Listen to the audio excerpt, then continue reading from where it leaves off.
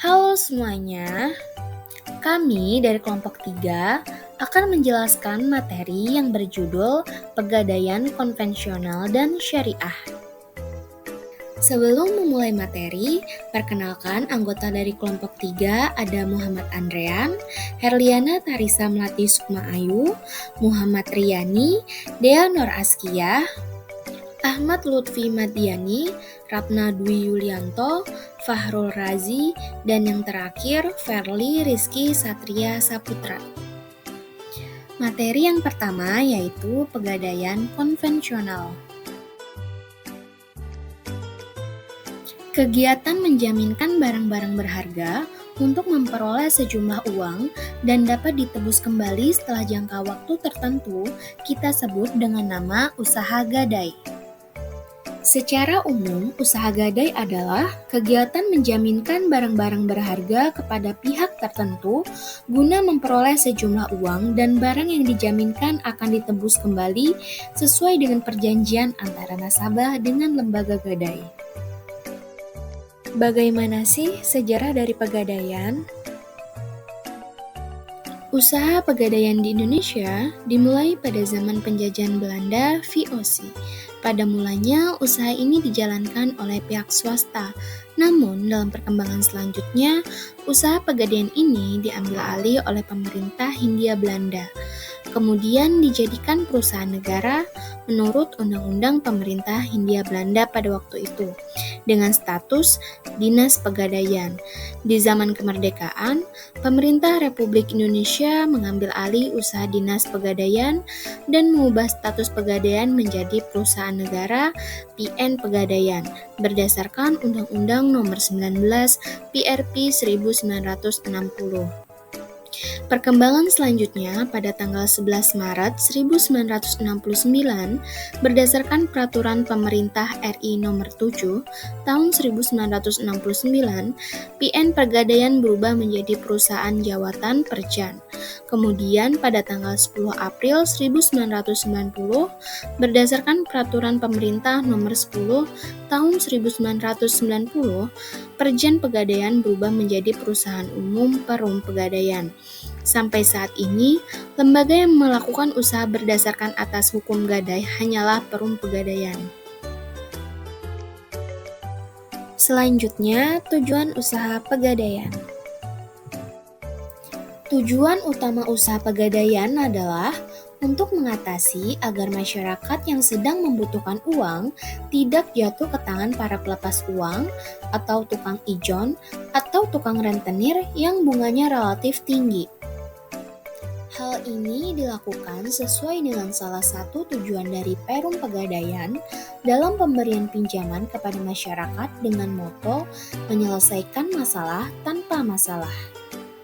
Barang jaminan, ada perhiasan, barang-barang berupa kendaraan, barang-barang elektronik, mesin-mesin, dan barang keperluan rumah tangga. Barang-barang atau benda-benda perhiasan antara lain emas, perak, intan, berlian, mutiara, platina, dan jam.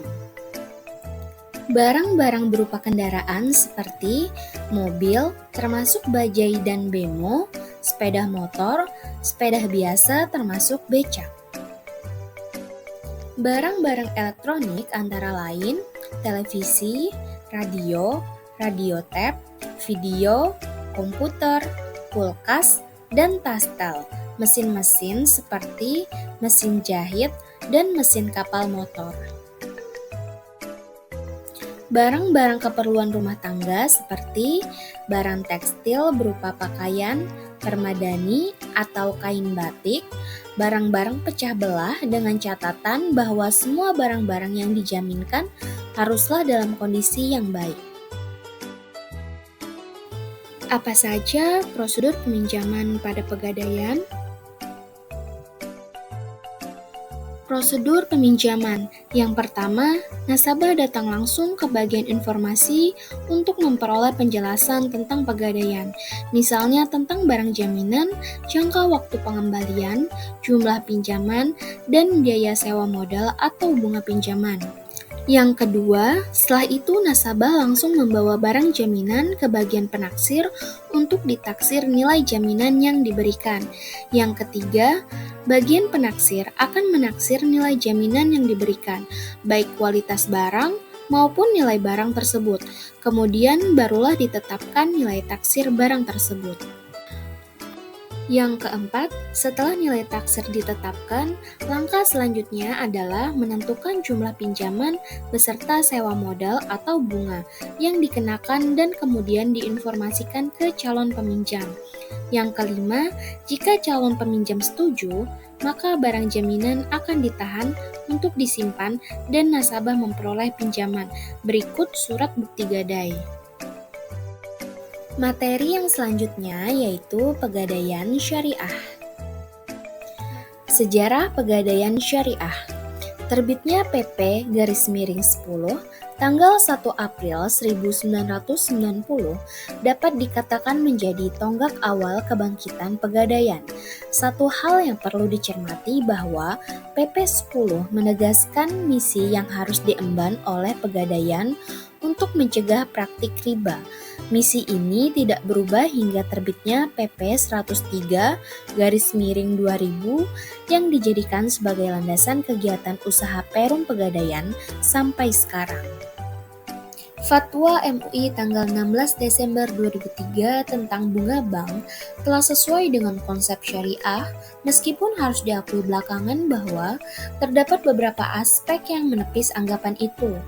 Berkat rahmat Allah Subhanahu wa Ta'ala, dan setelah melalui kajian panjang, akhirnya disusunlah suatu konsep pendirian unit layanan gadai syariah sebagai langkah awal pembentukan divisi khusus yang menangani kegiatan usaha syariah.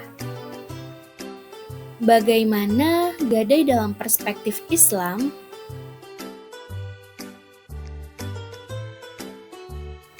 Gadai dalam perspektif Islam disebut dengan istilah ran, yaitu suatu perjanjian untuk menahan sesuatu barang sebagai jaminan atau tanggungan utang.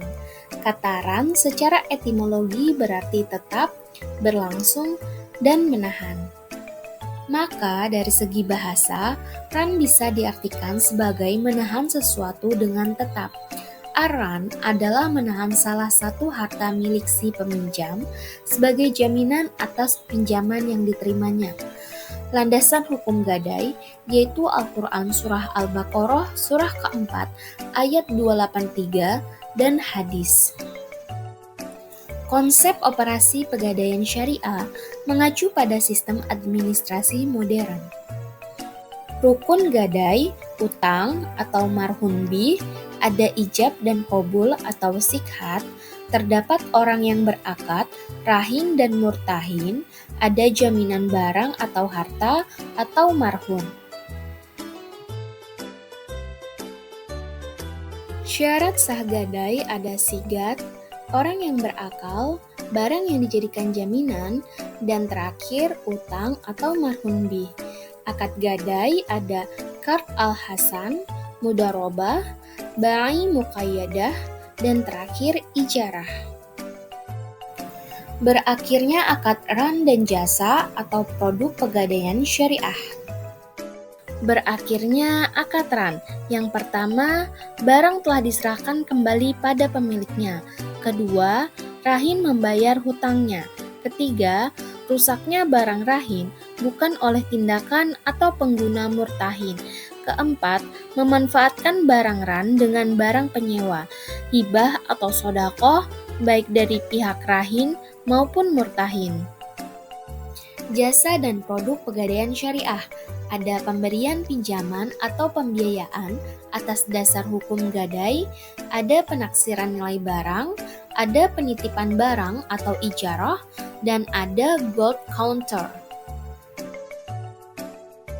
Sekian penjelasan materi dari kelompok 3. Terima kasih dan sampai jumpa.